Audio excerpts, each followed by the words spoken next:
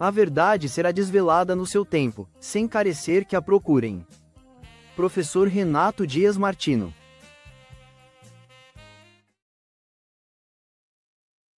Boa tarde a todos, sejam bem-vindos para mais uma live. Hoje com uma temática muito importante, falando sobre a procura de quê?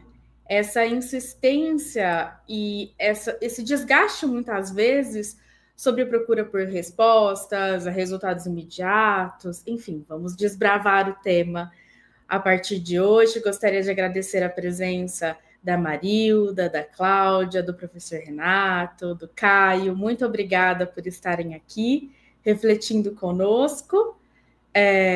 Professor, você gostaria de fazer a introdução do tema? Acho que seria bem bacana. Ative o microfone. Quero agradecer de coração, né, o convite da Jéssica, né, quero reafirmar aí, né, assim, o quanto é importante esse tipo de iniciativa que a Jéssica tem tido aí, né, de fazer essas lives.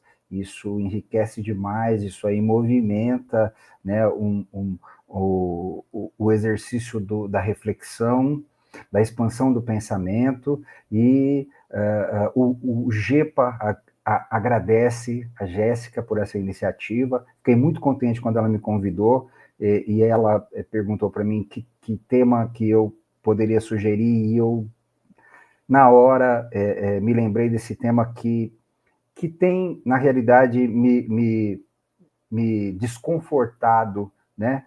Por quê? Porque a gente tem o hábito, dentro das formulações filosóficas e psicanalíticas, de falar sobre a busca, sobre uma procura, né? Sobretudo na proposta do Bion, que foi depois reafirmada pelo Antônio Muniz de Rezende, né, que é um psicanalista brasileiro que faleceu há pouco tempo aí, a ideia da procura, né, que ele resgata a ideia de que a psicanálise é a cura pelo amor, não é? Ou como a Ana O dizia, era a talking cure, né, que é a cura pela fala. E depois o Bion vai propor que, na verdade, não existe cura em psicanálise, mas existe uma eterna procura pela verdade. E isso, ultimamente, tem me incomodado, tem me desconfortado, e eu venho pensando nessa ideia de que, quando o sujeito consegue dar uma manutenção para o seu funcionamento emocional a partir da integração consigo mesmo, ele não precisa procurar nada. As coisas vão se desvelando, a verdade vai se desvelando, sem que ele precise procurar. Então, isso é que me deu a iniciativa de propor esse tema, que já venho aí a miúde pontuando nos grupos de estudo essa proposta, né, de que não temos que procurar nada, não temos que buscar nada, nós precisamos, na realidade, da manutenção para o nosso funcionamento emocional, para que a gente possa desfrutar de uma personalidade integrada. Logo, a verdade vai aparecer, porque na realidade essa verdade sempre esteve ali. Foi a gente que não deu conta de enxergar, não deu conta de reconhecer, porque estava obstruído ali, porque estava iludido ou coisa parecida.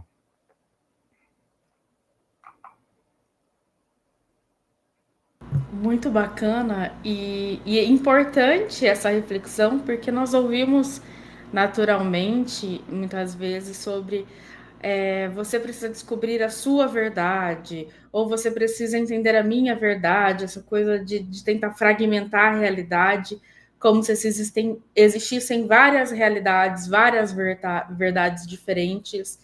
E quando nós estamos propondo a pensar isso, nós estamos falando de uma realidade única, que não está de acordo com o nosso consentimento, né? Então, as coisas não vão acontecer porque nós permitimos ou não, elas vão acontecer. E aí, a estrutura de cada um é que vai definir, então, essa qualidade, essa responsabilidade, se responsabilizar por essa realidade. Uma realidade que não pode ser conhecida, né? Uma realidade que não é tangível aos sentidos, né? Que ela não é digna de se reconhecer, não é digna de conhecimento. O conhecimento entra aí como um mecanismo de defesa, justamente para a gente evitar essa realidade e fugir da realidade. E assim nascem conceitos como você tem que acreditar na minha verdade, eu sou assim porque Deus fez assim, quando na verdade tolerância está muito deficitária aí, né? Porque quem reconhece a realidade também sabe que ela reconhece que ela não pode ser conhecida ao aparato sensorial, ela independe. Achei interessante frisar isso, porque o conhecimento talvez seja o mecanismo de defesa mais aceito, né? Para a gente evitar olhar para a realidade, reconhecer, se responsabilizar por ela, respeitá-la, muitas vezes a gente fica apegado ao conhecimento, ao saber sobre, justamente numa tentativa de dissimular, de terceirizar, de culpabilizar outra pessoa, e onde existe responsabilização, não tem espaço para culpa. Então, a partir do momento que nós humildemente reconhecemos essa realidade, o caminho está aberto para a transformação. A transformação que, por sua vez, também exige uma tolerância, né? Muitas vezes o sujeito está ali numa teoria, numa proposta ali de ser forte, ou de achar que isso não tem muito a ver ali com a questão da realidade, né? Mas, na verdade, precisamos ser humildes o suficiente para reconhecer que ela existe independente da nossa vontade, independente do nosso conhecimento. Eu estou pensando aqui porque o paciente, ele nos procura, né, buscando a cura. E então a gente sabe que isso é uma ilusão, inclusive pela queixa inicial, que não é a queixa real do paciente. Mas ele vai nos procurar como se o analista tivesse as respostas, tivesse aí a verdade dele, né, do paciente. E o paciente tem uma história, né? Nós todos temos uma história que está sendo construída. Então, não temos respostas, né? Temos um caminhar, temos um caminhar. Então, essa procura, ela chega até nós no consultório, porque o paciente vai nos procurar.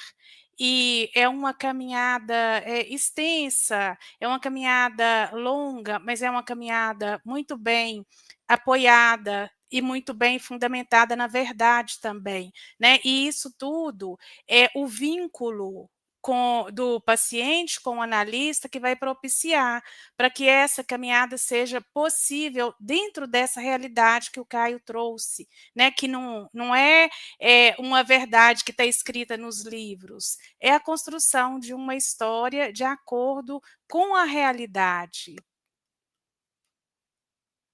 Queridos, eu posso contribuir? Quero agradecer o convite da Jéssica, né? Mais uma vez, é sempre uma alegria estar aqui, né? Dando aí uma contribuiçãozinha para a psicanálise, agradecer Claudinha, que está aqui, o Caio, o professor Renato também, e a todos que vão nos assistir, estão nos assistindo, né? Vejo aqui a Amandinha, algumas pessoas chegando.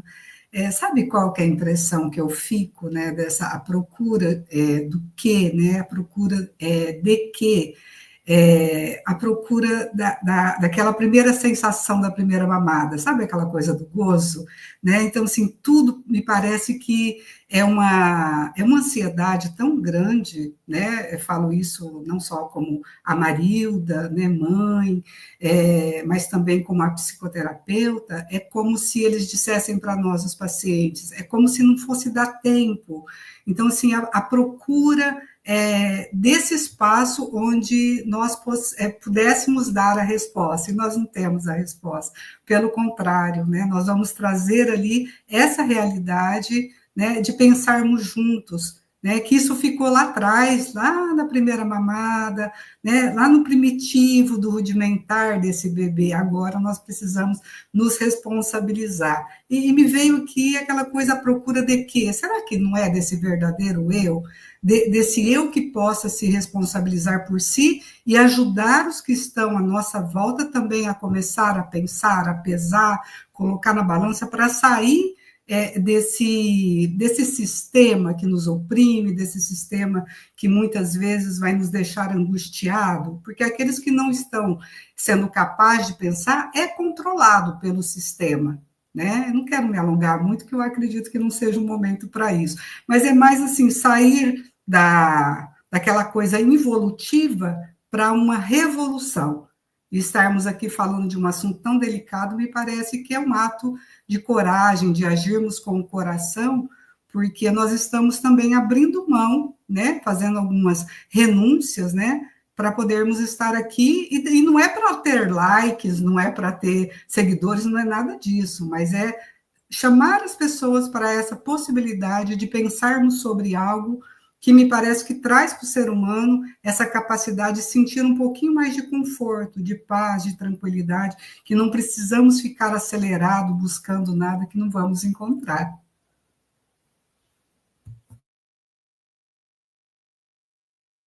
Eu costumo sempre me utilizar de uma metáfora da vela, né? Que quando você falta energia na sua casa, você precisa se utilizar de uma vela. E para que a vela conduza você a caminhar pela sua casa, observando e tendo contato com a luz, você precisa caminhar calmamente. Porque se você caminha muito rápido, a vela pode apagar, ou ela pode relar em alguma coisa, pode incendiar. Então, para que você seja conduzido pela luz da vela, você precisa caminhar de uma maneira serena, calma, contemplativa, porque senão a obstrução acontece e você fica impossibilitado de caminhar. Assim como no caso da vela, quando falta energia em casa, assim, essa vida também. Você tem uma luz que te conduz, você precisa estar em acordo com essa luz. Se você ignorar e tentar passar por cima, essa luz pode te cegar, pode te queimar, pode fazer qualquer coisa, mas você não vai conseguir caminhar maneira que tem que caminhar. E não existe um roteiro para se caminhar, não existe um caminho a ser trilhado. O caminho é seu. Você faz o que você está dando conta de fazer naquele momento, você está sendo o que está dando conta. A partir do momento que você começa a dar muita importância para a vida social, para as exigências que vêm do mundo externo, você começa a investir muita defesa no seu falso self, no seu falso eu, assim como já nos traz a contribuição do Winnicott, né? Que não é uma coisa que não deve, que deve ser deixada de lado. Você precisa investir uma certa camada de defesa. Mas mais importante do que investir defesa no seu falso eu é avaliar o ambiente em que você está inserido e avaliar se realmente compensa continuar ali, né? Se tá faltando alguma coisa, porque senão você não consegue investir energia no seu verdadeiro eu, que é aquilo que você é genuinamente, que é a sua essência, a essência que está se perdendo aí no meio da escuridão, justamente por investir tanta defesa, assim, tanta energia em algo que é falso. Poxa, Caio, que analogia bacana. E conforme você falava, me veio a visão de quando a gente está com uma vela no escuro, a gente precisa também tolerar a escuridão em torno da luz, porque a luz ela não clareia todo o espaço. Então, para a gente poder pensar nesta realidade, é também reconhecer a nossa humildade de que não sabemos tudo. O professor Renato nos traz isso muito nos grupos de estudos, sobre aquele que acredita que vai se tornar especialista em algo, que vai, enfim, definir um nicho da psicanálise que ele vai desfrutar e ser, né, o expert. Mesmo assim, estou trazendo apenas um modelo, obviamente, mas todo aquele que acha que sabe muito sobre um ponto, não é o todo, é apenas um fragmento, é apenas um detalhe. Nós não vamos dar conta de reconhecer a realidade por completo. Assim como os modelos que a gente já pensou no grupo até recentemente, para que eu conheça Deus, eu preciso sentir Deus. Eu não vou poder conhecer Deus no seu todo. É uma experiência, é uma sensação. Não precisa ser concreto. E essas perguntas que eu acredito, a busca do quê? São as perguntas das ilusões que vêm nesta tentativa. O Jéssica, e assim, né? O Caio trouxe esse modelo do Winnicott, né? Do verdadeiro e do falso eu, né? Então, o falso eu está de maneira saudável em função de proteger o verdadeiro eu, não é? O Bion traz um outro modelo muito interessante que é do estar sendo, que chega na clínica cheio de escombros, cheio de entulho por cima, não é?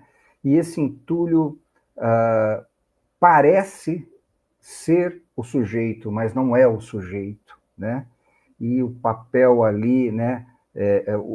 A função da psicanálise é reconhecer, né? Desvelar este verdadeiro eu que está sendo ali embaixo daquele monte de entulho, né? E é interessante que ele sempre esteve ali, né?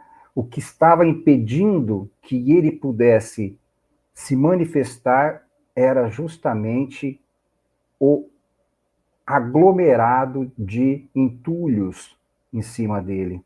Então, me parece que mais do que buscar o verdadeiro eu, mais do que buscar o estar sendo, é desobstruir os escombros, desobstruir dos entulhos que, na realidade, são ilusões, são desejos, são pretensões que a gente vai alimentando e fazendo com que a nossa essência, com que o nosso fluxo da vida seja obstruído de acontecer e de se manifestar.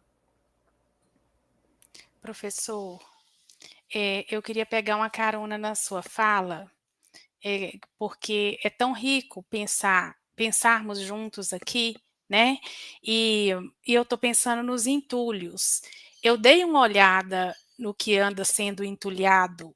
Eu fui no Google para saber o que foi mais pesquisado em 2024, né? E futebol está no topo, né? Aí vai Eurocopa, Copa do Brasil, as Copa América, todas as Copas.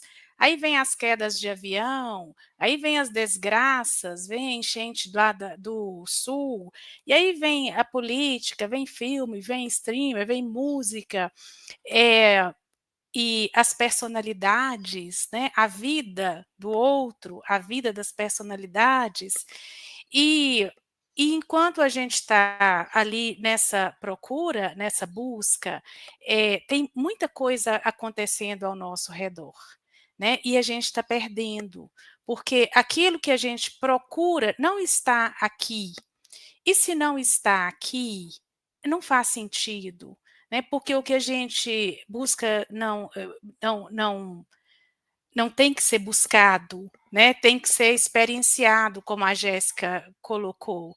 E eu também fico pensando aqui nessa questão de uma certa cota de imaturidade quando a gente busca, porque pensando numa criança pequena, e o que a Marilda relatou da mamada me fez também refletir sobre isso, né? Quando a Marilda falou da primeira mamada, eu pensei na criança pequena ali que já reconhece que tem um outro, né? E que está aí buscando de fato o outro. A criança precisa que a mãe esteja ao alcance dos olhos. Ela precisa ver a mãe concretamente, né? A mãe, para ela existir e para a criança existir, né? Então a mãe tem que estar ali, tem que poder ser tocada, é tangível, né? Mas depois a criança vai simbolizar, né? Essa relação vai evoluir e a criança vai simbolizar a mãe. E ela não vai precisar mais ser procurada, porque ela vai estar ali internamente simbolizada, né? Então, Isso é a riqueza dos conteúdos internos da criança, para ela lidar aí com o mundo externo. E, e aí, né, então, quando a gente está aí nessa procura desenfreada, né, a gente está agindo como uma criança. Eu acho que é a nossa cota da imaturidade mesmo. Ô, Cláudia, e assim, né, uma cota perene, né? Porque a gente precisa ser humilde o bastante de admitir, reconhecer, aprender a respeitar e se responsabilizar que nós temos uma cota perene, eterna e constante de imaturidade, cada um de nós. E aí, se vocês me permitirem só me alongar um pouquinho, quando a gente fala de verdade aqui, é importante que a gente possa ter clareza do que a gente está chamando de verdade. Porque senão a gente cai naquela falácia de que eu tenho a verdade, ou o outro tem a verdade, ou a verdade é algo que você possa obter. Mas não é isso. A verdade aqui é um caminho, é uma orientação, estar orientado pela verdade. Você nunca vai chegar na verdade, você nunca vai conseguir obter a verdade, mas é importante que você esteja sempre orientado por esta verdade. Tem uma palavra grega que se chama, que é aletheia, né? Aletheia em grego é tanto verdade como desvelamento. É interessante isso. A verdade para os gregos é o desvelamento. Desvelar, aparecer, para que se manifestar, para que você possa reconhecê-la. E a grande dificuldade de se reconhecer, a grande dificuldade de se reconhecer a verdade, de se reconhecer a orientação da verdade, é justamente o desconforto que isto causa no sujeito. Porque a gente tem uma necessidade enorme de se manter iludido. Nós buscamos a ilusão o tempo todo, em cada esquina. Essa nossa cota perene e imatura fica o tempo todo buscando um jeito de se iludir, buscando um jeito de se evadir deste caminho da realidade, da verdade, de desviar do Dharma na primeira esquina do karma. Então, a gente tem essa ânsia o tempo todo de se livrar desse desconforto que é se manter no caminho da verdade. E se Professor, você me permitir... pode falar. Não, pode falar, Jéssica, imagina. Se você me permitir, é bem rapidinho. Essa ânsia por não entrar em contato com essa verdade que é dolorosa, cada vez mais você vê o nível de buscas para aquilo que também é sem dor. Então, além de ir para a ilusão, eu quero que essa mudança seja sem dor e rápida. Então, é por isso que cresce muito a popularidade daqueles que trazem a falsa profecia, né? Então, você vai se transformar muito rápido, é um passo a passo, porque eu vou mudar a sua vida, com esse passo a passo você vai ser feliz plenamente, trazendo essas fantasias de que a vida pode ser plenamente feliz o tempo todo, leve o tempo todo. Isso não é real, né? Um detalhe, Marilda, pode contribuir. Eu só ia trazer aqui, né, é muito pertinente ao que você trouxe, né, o professor Renato estava falando aí da verdade, me veio aqui a frase ali de Jesus, né, o Cristo, né, que ele buscou a cristificação, né, eu sou o caminho, a verdade e a vida, ninguém chega ao Pai se não for através de mim, através do amor, né, e aí a gente pode lembrar do Freud, né, que traz ali que em última instância é preciso amar para não adoecer, e aí me veio a frase do Pequeno Príncipe também, né, não é porque nós não vemos, né, que não existe, né, ou seja, o invisível é essencial, né, aos olhos.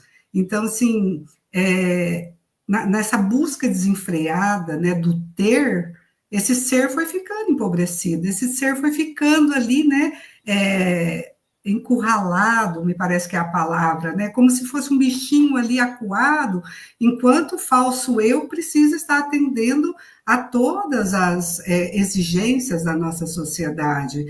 Certa vez eu ouvi o professor e doutor, né, Elair Ribeiro, ele falar uma frase que me fez muito sentido. Ele falou assim: quem trabalha braçal não tem tempo para fazer o dinheiro. Se o dinheiro na sociedade ele traz um certo poder, né, aqueles que trabalham muito não são capazes nem de pensar, porque estão produzindo e não estão realizando. Então, é o que nós observamos muitas vezes, não só na nossa sociedade, como na clínica também, esse dinamismo, né, de, não, mas eu não tenho tempo para fazer isso, eu tenho que fazer, é sempre muito adoecedor, porque me parece que não foi possível ainda começar a realizar.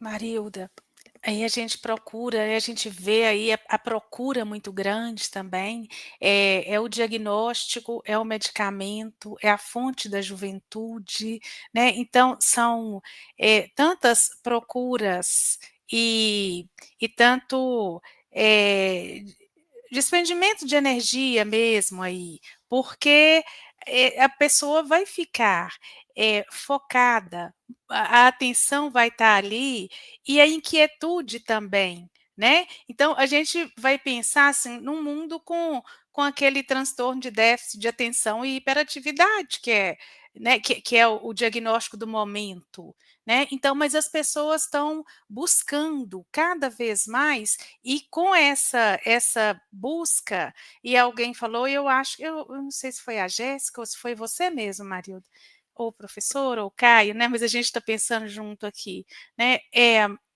As questões fundamentais, elas não são pensadas, né? O quem sou, de onde vim, para onde vou, né? Que são as nossas questões fundamentais.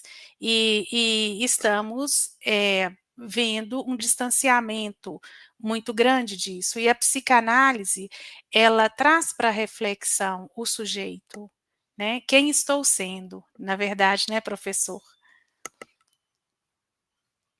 E é muito interessante pensarmos nisso também, porque tudo que a gente está cogitando aqui hoje, expandindo, refletindo, me faz pensar na nossa capacidade de intuição.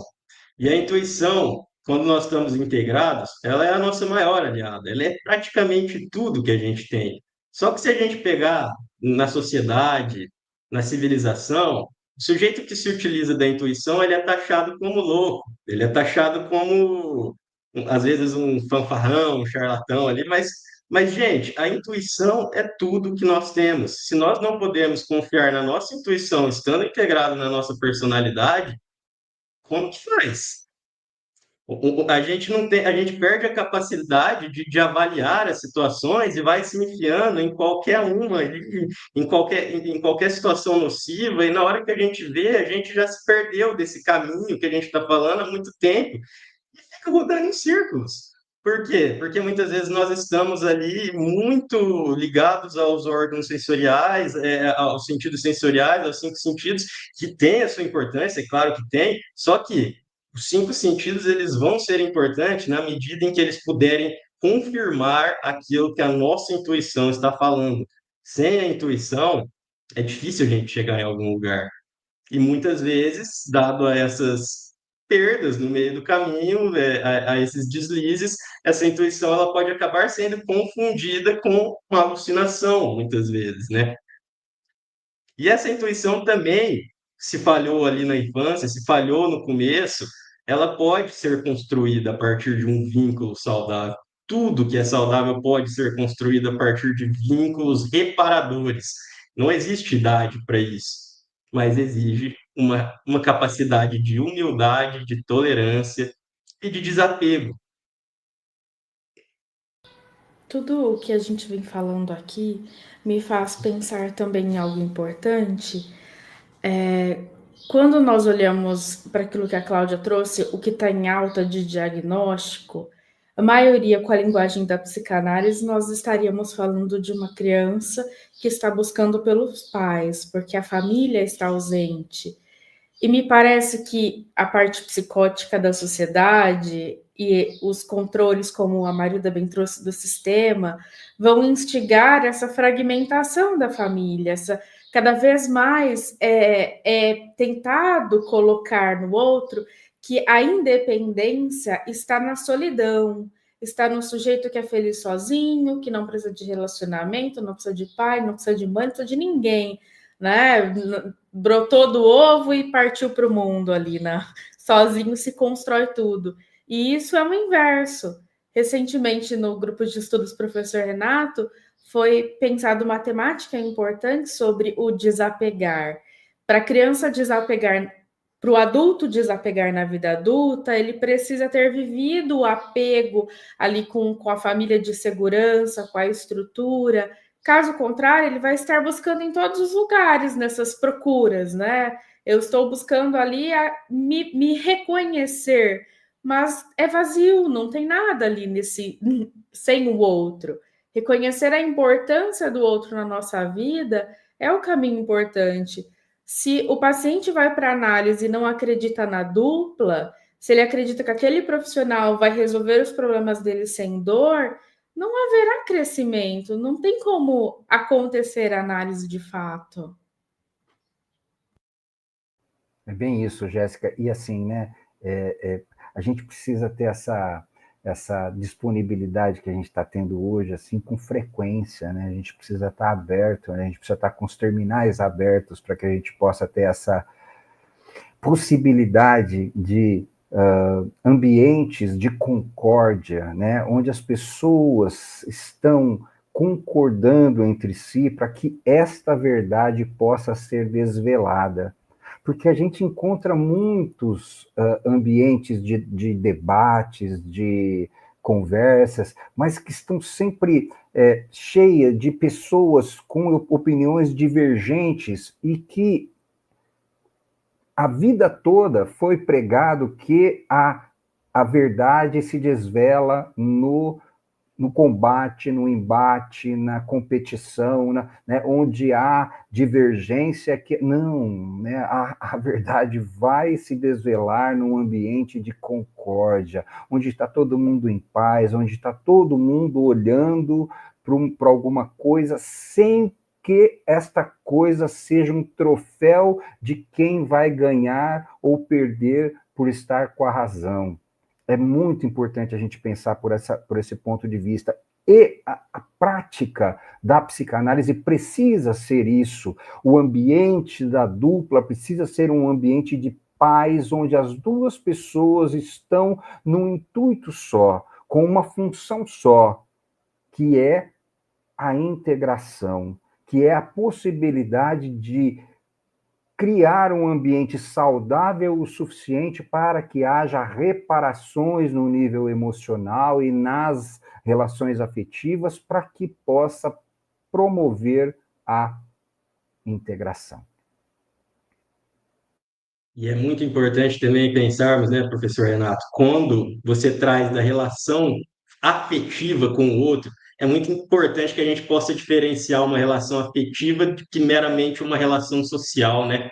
Porque a relação social ela acontece sem esforços ali, né, por identificação, e aí a pessoa acha que está criando alguma coisa, e quando vai ver, na verdade, é tudo baseado em interesse, em ilusões, em alguma coisa que está ali por trás, não importa o que é, mas que não é a realidade. E o vínculo real, o vínculo verdadeiro, o vínculo saudável, o vínculo de reparação emocional que propicia isso, ele é constituído com dedicação de ambas as partes, com verdade, mas com a verdade pelo amor. Até porque a verdade sem amor, ela é a crueldade. Então, é muito importante que a gente possa diferenciar esse ser social, esses vínculos sociais, do vínculo afetivo e reparador, que direciona a gente ali no fluxo da vida, que por sua vez não tem uma direção concreta, mas que direciona no caminho da verdade. É Sim. preciso do outro, é preciso do outro para pensar, para a gente poder pensar juntos, para pesar a medida ali, né? A palavra pensar vem do radical da palavra pesar, né? Então é preciso pensar, ter duas medidas para que a gente consiga avaliar e pensar melhor, e refletir e assim caminhar, né? O Caio, deixa eu só eu pegar, então, assim, né, muito bacana a tua colocação, né, Caio, assim, agradeço até demais a tua fala, né, aliás, agradeço a todos aí, né, assim, Marilda, Cláudia, Jéssica também, assim, contribuindo de uma maneira muito rica, né, e aí que está a diferença do vínculo social e do vínculo afetivo, né, Caio? O vínculo social pode até satisfazer, você pode até se sentir satisfeito, você se sente. O vínculo social pode trazer prazeres, né, de enaltecimento, de elogios, né, de bajulações, mas a nutrição só pode vir de um vínculo afetivo saudável. Da mesma maneira que um prato de comida saboroso te deixa satisfeito, né? Um doce, uma guloseima, ele te deixa muito satisfeito, porém ele não é nutritivo. Agora, um prato de arroz e feijão, muitas vezes ali o que é necessário, o que é essencial, vai deixar. Ah, tá bom, vou comer ali, né? Mas é isso que nutre, né? É isso que nutre. E a partir da contemplação, dos vínculos saudáveis, a gente vai começando a enxergar isso que nutre com bons olhos também. E vai sendo natural. Não é nem questão de ser prazeroso ou não, mas é real, é verdadeiro. Então, isso já basta. Eu vejo que é muito, às vezes, difícil a gente pensar como que vai nutrir um ego dentro de casa com uma convivência tão próxima todos os dias, né, ali com familiar, né? Então, a gente tem que pensar nas relações respeitosas, nas relações que vão de reciprocidade, onde as pessoas se doam, onde as pessoas elas se sentem confortáveis para também receber, né? A gente tem que pensar nesse ambiente onde tem amor, onde tem concórdia, e isso tudo começa em cada um, né? Não é esperando do outro, começa em si. E a criança, né, ela vai ser ali dependente dos pais nesse ambiente e ela vai crescer, né? E aí tem uma relação de apego que pode estragar tudo, porque precisa haver esse respeito em primeiro lugar, né, para que cada um possa vivenciar aí a experiência da verdade, né, da realidade, e ela vai se desvelando e cada um vai vivenciar o seu modo, né. Então, às vezes, eu gostaria que, ou a minha irmã fizesse de um jeito, que meu marido fizesse de outro jeito, que meu filho fizesse de outro jeito, que minha irmã não fosse assim, e aí a gente vai querendo para o outro o bem, entre aspas, né, mas o outro é que precisa viver. E esse ambiente de concórdia é muito disso, né, a gente tem um clichê aí que devemos respeitar as diferenças, né, mas isso está só no papel mesmo, né, porque no dia a dia, às vezes, isso dá um conflito tão grande, né, que dá até uma ruptura. E ao passo que, ne co embasados nesse respeito, o que poderia acontecer é uma transformação para todos, né, e não uma ruptura, e não ver como alguma ruptura, mas, o dia a dia dentro de casa, eu fico pensando assim, né, que às vezes a live vai chegar nas pessoas, e a gente está aqui falando, né, e talvez pareça assim, mas é muito fácil, e dentro do consultório também, vai ser mais tranquilo entre 2 pessoas, mas e no dia a dia? No dia a dia é possível também, né, tem que nascer isso dentro de casa, para que tenha, um lar mais saudável e uma sociedade mais saudável também. Ô, Cláudia. Poderia ser muito fácil. Perdão, Marilda, quer Não, pode falar? falar. Pode falar. Não, pode É falar. rapidinho, rapidinho. Uhum. Poderia ser muito fácil caso a gente estivesse aqui simplesmente falando para obter likes, engajamento, né? Mas nós estamos sempre nos dedicando, nós estamos sempre cogitando, expandindo as ideias. Então, assim como no dia a dia, como a Cláudia citou, precisa ser um trabalho constante, precisa ser um exercício constante e que, com muita humildade, com muito reconhecimento e calma, contemplação, vai acontecendo aos pouquinhos, se desobstruindo.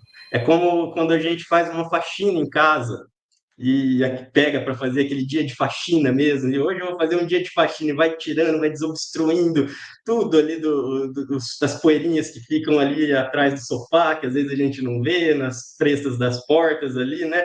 É como se os entulhos que o Bion nos traz estivessem sendo retirados para que a gente possa ter uma melhor compreensão e uma melhor avaliação de onde a gente está, o que eu estou fazendo, o que eu estou realizando, retirar barulhos, né? Na sociedade, ela se coloca em lugares barulhentos e quando não tem barulho, parece que está faltando alguma coisa, né? Então, assim, é uma capacidade de renunciar, de estar em acordo consigo mesmo, e isso precisa partir do negativo, né? Mais uma vez, a vela, para que uma vela esteja acesa, o que a gente precisa? Muita gente vai falar que é do fogo, mas a gente só precisa que ela esteja apagada e a partir daí a gente possa começar a construir. Construir, porque construir necessita de outro. Ninguém constrói nada sozinho. É muito bacana, Caio, o que você trouxe, a Cláudia também estava falando, eu estava acompanhando, né, e me veio aqui uma analogia de nós pensarmos aí, quando ela trouxe ali que essa live possa chegar ao maior número de pessoas possíveis, para que possa haver aí a possibilidade desse começar a pensar, sabe aquela coisa para quem tem olhos que vejam, para quem tem ouvidos que ouçam. Então, assim, nós temos aqui um aparelho de celular, é as células, elas têm memória, então, assim, nós vamos receber pessoas na clínica que pode ser que tenha analisabilidade, pode ser que não tenha, mas aqueles que tenham, né, que estão disponíveis ali para poder haver esse processo de transformação, é belíssimo de nós vermos o quanto que um dia eu fui acolhida, hoje eu posso acolher o outro, e a gente vai multiplicando isso. Então, é como as células mesmo, né? Elas vão se multiplicando. Então, não estamos aqui trazendo que é só psicanálise, não.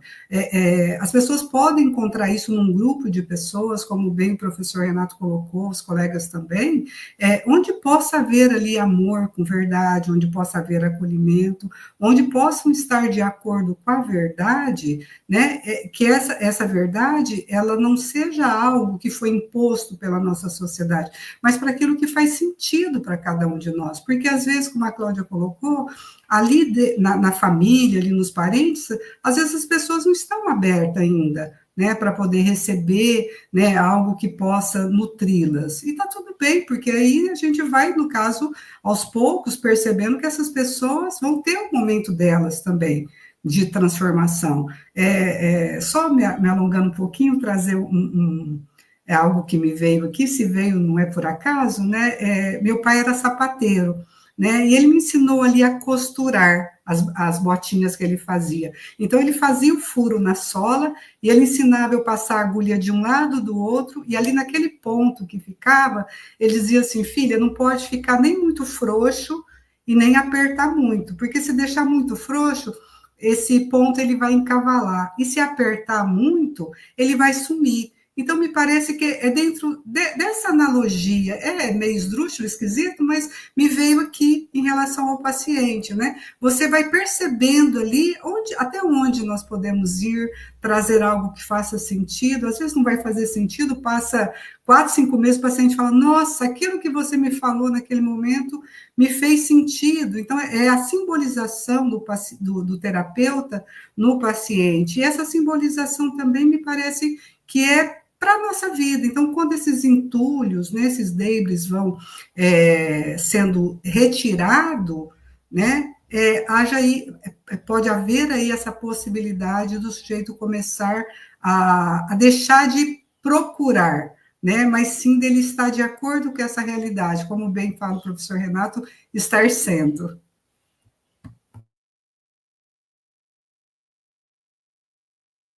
Eu me lembrei agora também, e acho que o pessoal que deve estar acompanhando aí já deve ter percebido que eu gosto muito de me utilizar de metáforas, né? Mas é que eu acho uma coisa tão rica, tão construtiva, É assim, né? Que didático. é Bem-vindo, Caio. didático, ilustra muito bem, nos faz ter algumas compreensões que são belíssimas, né? E sobre essa questão de procurar a verdade, buscar a verdade, eu lembro que o professor uma vez nos trouxe que tem o sujeito que vai e sai caçando borboletas, sai caçando água-viva lá, que nem o Bob Esponja, né? Ou então tem aquele que simplesmente prepara um jardim belíssimo, bonitinho, organizadinho, e as borboletas naturalmente pousam até ele e vão possibilitar ali, propiciar uma bela paisagem contemplativa. Então essa eu acho que está muito ali, essa é a diferença, né, do sujeito que procura incessantemente e daquele que avalia a situação e está preparado emocionalmente, minimamente, para quando ela acontecer. Está fazendo a manutenção do seu aparelho psíquico, né, emocional e, consequentemente, afetivo. Assim, ó, Belíssimo. só para gente ter se situar, né? Assim, acho que a Jéssica quer falar, eu deixo só pontuar uma coisa, né, Jéssica, que eu acho que é muito importante, assim, ó, só para a gente se situar, assim, a psicanálise verdadeira precisa seguir a essência que o Freud nos ensinou. O Freud nunca propôs uma ideia que partisse de uma especulação literária ou uma especulação de estudos que viessem antes da psicanálise. A proposta do Freud sempre foi a de viver experiências afetivas para que estas experiências pudessem gerar estudos. Isso é de fundamental importância. E a prática clínica não pode, de maneira alguma, se desviar deste propósito. A ideia é viver experiências afetivas com o paciente para que a verdade possa surgir, emergir. Não é o contrário, não é junto com o paciente sair buscando, procurando, cavucando, especulando, escrafunchando a vida para tentar achar a verdade. É o contrário. É a partir de uma experiência bem-sucedida no nível emocional que as reparações poderão acontecer e estas reparações vão permitir que o sujeito desenvolva a tolerância o suficiente para, a partir daí, começar a reconhecer a verdade, respeitar esta verdade que foi reconhecida e, então, se responsabilizar por ela. Poxa, ficou ainda mais nutritivo o que eu ia dizer agora. Porque o que estava me vindo era justamente esse lugar da experiência do analista. Então, aquele que vai buscar, me parece, dentro dos contatos que eu tive, aquele que está dentro de buscar como atender um paciente tal, né? Como eu vou lidar com tal situação, ou quem é o responsável pelo fracasso desta possível dupla ou da clínica. Então, é um grupo, é a sociedade, enfim, buscando algum lugar para dizer, vocês aqui resolveram isso, né? Olha só. E isso entra muito sobre a ausência desse modelo interno. Porque o que mais é importante no tratamento é a relação da dupla. Nós vamos trabalhar histórias externas, mas não é sobre as histórias externas, é sobre como aquele sujeito vai viver a experiência de passar por um momento muito doloroso e ser acolhido, de ter um sonho ali, algumas esperanças, expectativas e ser abraçado e poder viver isso. Né? Então, nós aqui em algum momento fomos abraçados pelo professor Renato para poder pensar, vinha ao convite. Vamos pensar sobre isso?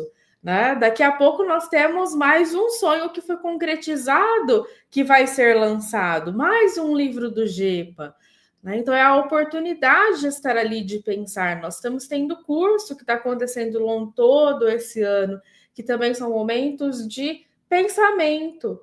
Generosamente nos cedeu o seu livro, que está muito bacana, e cada um está podendo ir ali fazer a sua leitura e expandir juntos sobre aquelas temáticas. Então, é sobre o ambiente daquilo que se vive. Então, a ausência desse modelo vai gerar dificuldade de poder viver na clínica, em casa, em outras relações.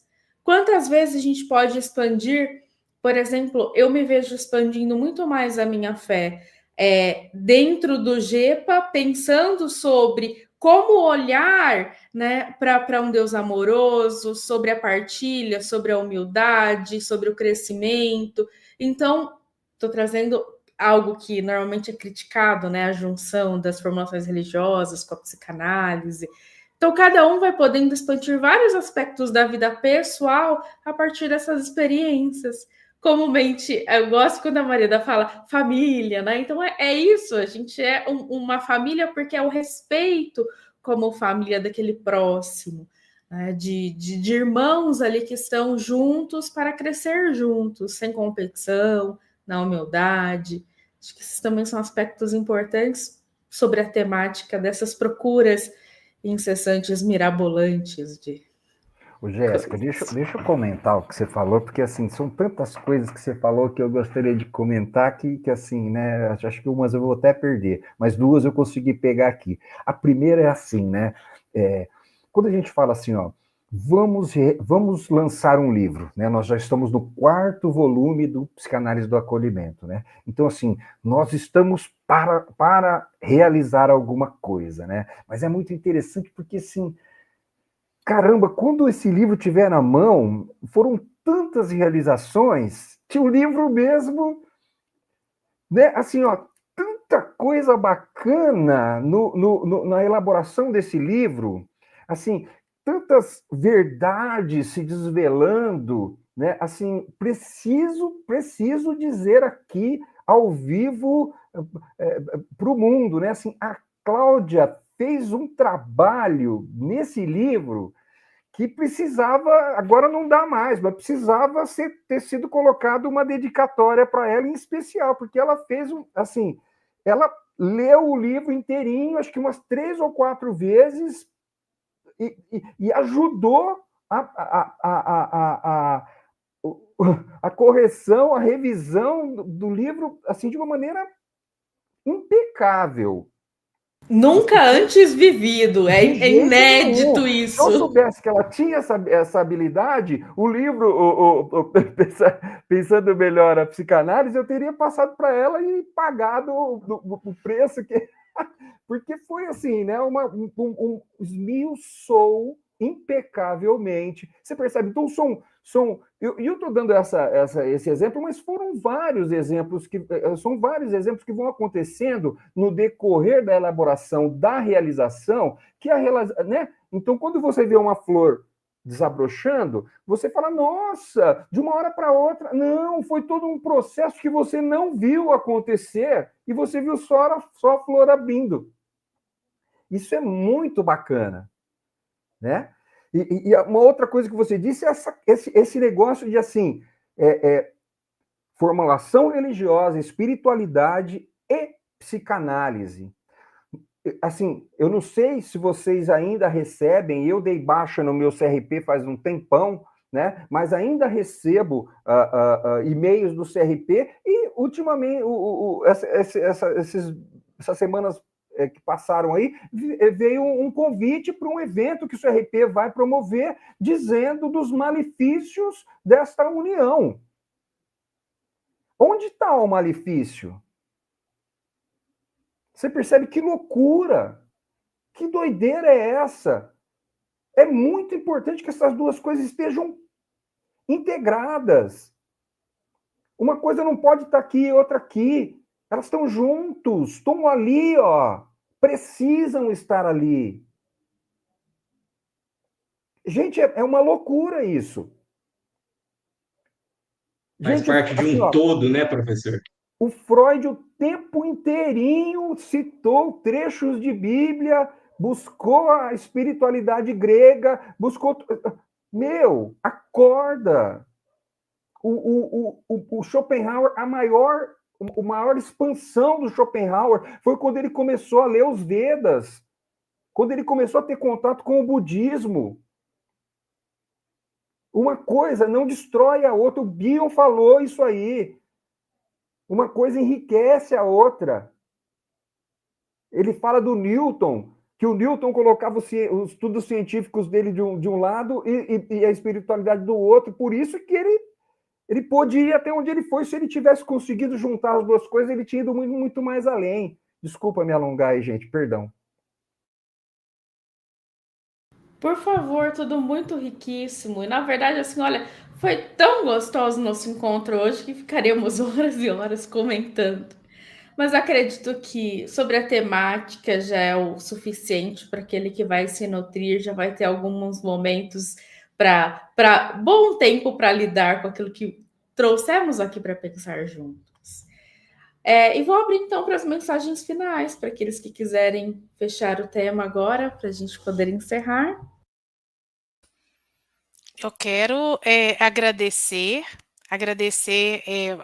pelo convite, Jéssica, professora Marilda, pensar junto com o Caio, pensar junto com a Marilda, com você, professor, e a Jéssica também. Para mim é uma honra estar aqui hoje e muito, muito grata por mais um sábado, né, nutritivo aqui para nós, porque a tarde fica muito boa quando tem o Gepa. Eu também Fica quero mais pegar. fácil de contemplar, né, Cláudia? Nossa, a gente entra na live, sai assim, parece a gente está no mesmo ambiente, mas a ambiência por trás muda totalmente. Então, é só agradecer mesmo. Eu acho que palavras belas aqui não poderiam descrever o tamanho da minha gratidão e o tamanho do sentimento que eu tenho por pertencer e integrar esse grupo que fez toda a diferença na minha vida. E é só agradecer mesmo pela oportunidade. Vamos continuar expandindo os pensamentos. Semana que vem já tem curso de novo da jornada, né? Então vamos continuar constantemente construindo, expandindo e refletindo juntos em direção a esse fluxo da vida. Muito obrigado mesmo, cada um de vocês. Também quero aproveitar para agradecer mais uma vez, né? Agradecer a todos, agradecer aqueles que vão nos assistir, aqueles que nos acompanharam e fazer o convite, né? Reforçar aqui que sábado que vem, como o próprio Caio colocou, nós temos aí, né, mais uma jornada do GEPA e também, né, reforçar aquilo que a Cláudia falou, né? A Cláudia, a Jéssica, o Caio, o professor Renato também, que nós possamos fazer cada vez mais essas lives para que chegue ao maior número de pessoas possíveis e com esse mesmo entusiasmo, né, que nós, quando nós falamos de família, nós estamos falando dessa fraternidade, porque o jogo não é quem vai ganhar ou quem vai perder, não, é um ambiente de concórdia, o jogo é de soma. Então, cada um aqui entrega o pouquinho que tem, né, dentro daquilo que a gente chama de humildade, não somos donos da verdade, pelo contrário, estamos também a essa procura. Obrigada, queridos. Olha, gente, assim, toda a expansão aí do conhecimento, né, das formulações teóricas e possibilidades de aplicabilidade na nossa vida não se iguala à possibilidade de enriquecimento afetivo que a gente tem cada vez que a gente se encontra, né? Isso é de fundamental importância, né? A Jéssica promovendo isso, a Marilda junto, sempre, o tempo todo cuidando disso, a Cláudia e o Caio, duas pessoas, assim, dois presentes que o GEPA ganhou, assim, inestimável, né? Deus veio e falou assim, olha, toma essas duas pessoas aqui que acho que está precisando aí de, né? E só gratidão, né? Só gratidão a todos aí, a essa experiência, e que realmente a gente possa ter outras oportunidades desse tipo de crescimento juntos aí e expandindo para outros temas e outras possibilidades. Muito agradecido, Jéssica, muito agradecido, minha querida Marilda, minha querida Cláudia, meu querido amigo Caio, né? que a gente possa continuar caminhando juntos aí. Quanta coisa incrível. Gostaria também de mandar um beijo. A Jéssica Montoni não pôde estar aqui conosco hoje por motivos maiores. Também nós mandamos aqui os nossos corações para ela. Acredito que em um outro momento ela poderá estar presente conosco. Para a Camille, que tá seguindo a gente. A Camille, a Amandinha, a a Bianca, todos os integrantes do GEPA que conseguiram estar aqui, sempre nos prestigiando, né? A Camille, a Bianca, a Amanda está sempre também ali conosco, fazendo um movimento. Hoje os comentários não subiram aqui, mas estão todos nas laterais. E também deixar aberto o convite para aqueles que gostariam de estar conosco na jornada do GEPA. Sábado que vem tem mais. Eu vou estar junto com a Camille, pensando sobre aspectos importantes da psicanálise. Para aqueles que são de São José do Rio Preto ou tiverem disponibilidade para se deslocar, nós vamos estar presencial lá na Clínica da Marilda, que sempre nos recebe, muito acolhedora, disponível, um lugar muito agradável. E esperamos vocês em breve. Temos mais live, mais oportunidades para pensarmos aqui. Bom fim de semana para todos. Nos vemos na próxima. E esperamos vocês sábado que vem. Tchau, tchau, pessoal.